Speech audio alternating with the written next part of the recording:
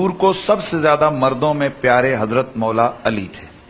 حب علی کا پرچار، ذکر علی کا پرچار، یہ حقیقت میں ذکر نبی ہے، اور ذکر نبی حقیقت میں ذکر خدا ہے، اور ذکر علی بھی عبادت ہے، ذکر نبی بھی عبادت ہے.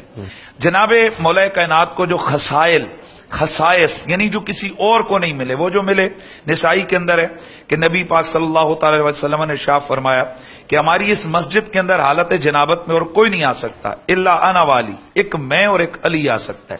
پھر یہی مولا کائنات مولا علی پاک ہیں جن کے لیے اللہ کے نبی کی دعا سے اللہ تعالیٰ نے ڈوبے ہوئے سورج کو واپس پلٹا ہے. یعنی آپ کی نماز عصر کے لیے ڈوبا ہوا سورج واپس پلٹا. علی علیہ الصلوۃ والسلام اصحاب تو اپنے مقام پر، ہمارا یہ عقیدہ ہے کہ علی علیہ الصلوۃ والسلام کا مقام و مرتبہ انبیاء سے بھی بلند ہے، انبیاء علیہ السلام سے بھی بلند ہے. اس کی وجہ یہ ہے آپ کا عقیدہ ہے کہ ہاں، میں اسی لیے اپنے عقیدے کی بات کروں، اس کے اوپر کوئی کسی وہ نہیں کر رہا. ہمارا عقیدہ یہ، اور اس کی بنیاد کیا ہے؟ اس کی بنیاد یہ ہے کہ اللہ کے رسول نے جناب علی علیہ الصلوۃ والسلام کو اپنا نفس قرار دیا ہے، جی، اپنے جیسا قرار دیا ہے. تو جب جناب علی علیہ الصلوۃ والسلام نفس رسول ہیں، تو چونکہ رسول کائنات میں سب سے بڑی ہستی ہے، لہذا جو اس کا نفس ہے وہ بھی کائنات کا بڑا آدمی ہے. قاری خلیل الرحمان جاوید صاحب. جزاک اللہ ڈاکٹر صاحب. رسول اکرم صلی اللہ علیہ وسلم نے فرمایا علی کی میرے ساتھ نسبت ایسے ہے جیسے موسیٰ علیہ الصلوۃ والسلام کی ان کے بھائی حضرت ہارون علیہ الصلوۃ والسلام کے ساتھ تھی، لیکن میرے بعد کوئی نبی نہیں. جی، میں یہ عرض کرنا چاہ رہا ہوں کہ جس ہستی کی قرآن و حدیث میں اصلی فضیلتیں ثابت ہوں اور اتنی ساری فضیلتیں ہوں، ان کے لیے ہمیں مبالغہ کرنے کی کیا ضرورت ہے؟ صحیح. مبالغہ اس کے لیے کیا جاتا ہے جس کی اصلی اور حقیقی تعریف نہ ہو. صحیح. دوسری بات یہ ہے کہ اہل سنت کا قطعاً یہ عقیدہ نہیں ہے اور نہ ہی ہونا چاہیے کہ کوئی بھی صحابی، سیدنا علی کا کوئی بھی صحابی انبیاء سے بڑھ کر نہیں ہے. کوئی بھی کوئی بھی صحابی انبیاء سے بڑھ کر. میں نے اپنے عقیدے کی بات کی، میں نے جزاک اللہ، میں نے بھی اہل سنت کی جو ہے آپ اپنے، میں نے اہل سنت کے عقیدے کی بات کی ہے، آپ کی بات میں نے بالکل صحیح، بالکل صحیح. دوسری بات یہ ہے کہ رسول اکرم صلی اللہ علیہ وسلم سفر میں تھے، رات کے وقت آپ نے ایک جگہ قیام کیا، بلال سے کہا کہ بلال تم جاگتے رہنا اور اذان دینا صبح. لیکن بلال کی بھی آنکھ لگ گئی، وہ بھی تھکے ہوئے تھے. اللہ کے رسول صلی اللہ علیہ وسلم کی بھی آنکھ لگ گئی، سارے صحابہ کی آنکھ لگ گئی، حتیٰ کہ سورج نکل آیا اور نبی کریم صلی اللہ علیہ وسلم کی پیشانی پر اس کی کرنیں پڑنے لگی، اور آپ سب سے پہلے بیدار ہوئے اور بلال پر غصے ہوئے کہ تیری ذمہ داری تھی اذان دینے کی، تو نے ہمیں کیوں نہیں جگایا؟ کہا یا رسول اللہ، جو چیز آپ پہ غالب آ گئی وہی چیز مجھ پہ غالب آ گئی، تو اس لیے آنکھ لگ گئی. اللہ کے رسول نے فرمایا جلدی سے یہاں سے نکلو، یہاں شیطان کا پڑاؤ ہے، اور آگے جا کر کے آپ نے اس نماز کو قضا کیا. اللہ کے رسول کی نماز قضا ہوتی ہے، سورج نکل آتا ہے، اور نبی مکرم اس سورج کو واپس نہیں لے جاتے، آپ دھوپ نکلنے کے بعد اس نماز کو قضا کرتے ہیں.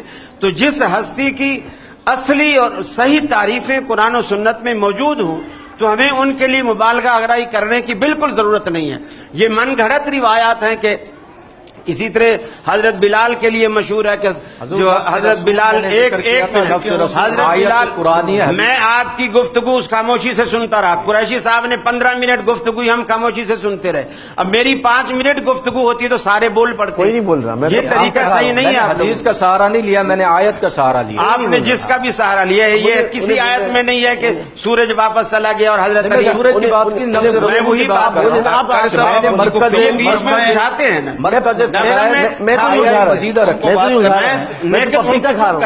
میں تو پپیتا کھا رہا ہوں، لیکن میں ابھی نہیں کھاؤں گا، میری بات. ہاں، بات پوری قاری صاحب آپ بات کریں، آپ روٹ جاتے ہیں، شروع ہو جاتے ہیں. بھائی آپ بات کریں پلیز، بات کریں.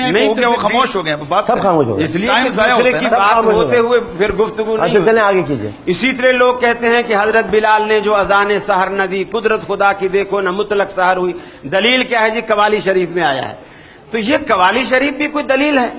جس طرح مفتی گوگل دلیل ہے، جس طرح اخبارات دلیل ہے، جس طرح میڈیا دلیل ہے، اسی طرح سارے دلائل ہیں. حدیثیں جب موجود ہیں سیدنا علی المرتضیٰ رضی اللہ تعالیٰ عنہ کی اصلی تعریف کے لیے، اللہ کے رسول تشریف لے گئے مسجد میں، دوپہر کا وقت ہے، آپ چٹائی پر لیٹے ہوئے ہیں, ایک چٹائی چھوٹی ہے, آدھا جسم کا حصہ مٹی پہ ہے اور آدھا جسم کا حصہ چٹائی پر ہے, کروٹ لی ہوئی ہے, پسینہ ہے اور تھوڑی مٹی آپ کے کروٹ کو لگی ہوئی ہے. نبی مکرم صلی اللہ علیہ وسلم نے بڑے پیار سے کہا, اے مٹی والے اٹھو. اللہ تبارک و تعالیٰ کے رسول کی آواز سن کر حضرت علی اٹھے اور آپ کا یہ الفاظ سنے کہ اے مٹی والے, ان کو یہ جملہ اللہ کے رسول کی زبان سے اتنا پسند آیا کہ انہوں نے ہمیشہ کے لیے اپنی کنیت ہی بو تراب رکھ لی. تو اللہ تبارک و تعالیٰ کے رسول صلی اللہ علیہ وسلم نے جتنی تعریفیں سیدنا علی المرتضیٰ کے لیے کی ہیں, اسی طرح صحابہ کرام کے لیے بھی اللہ کے رسول نے فرمایا من ابغضہم فببغضی ابغضہم ومن احبہم فبحبی احبہم. جو بھی میرے صحابہ کے ساتھ بغض رکھے سمجھو اس نے مجھ سے بغض رکھا ہے, اور جو ان سے محبت رکھے گا سمجھو مجھ سے محبت رکھے گا. تو ہم مسلمان ہیں اور ہمیں تمام صحابہ کرام کا اکرام کرنا چاہیے. اسی طرح رسول اکرم صلی اللہ علیہ وسلم سے پوچھا گیا, اللہ کے رسول آپ کو مردوں میں سب سے زیادہ پسند کون شخص ہے؟ سب سے زیادہ, بلکہ مردوں کا لفظ نہیں کہا, آپ کو دنیا میں سب سے زیادہ کون پسند ہے؟ آپ نے فرمایا عائشہ. پوچھا گیا نہیں یا رسول اللہ ہماری مراد مرد ہیں, آپ نے فرمایا عائشہ کا باپ. اور یہ صحیح ترین روایات ہیں. تو مقصد کہنے کا یہ ہے کہ کسی بھی ایک پہلو کو اجاگر کرنے کے لیے دوسری چیزوں کو ہمیں نظر انداز نہیں کرنا چاہیے. درست. ہمیں صحابہ کا سب کا احترام. اب اطمینان ہو گیا آپ کو پوری بات.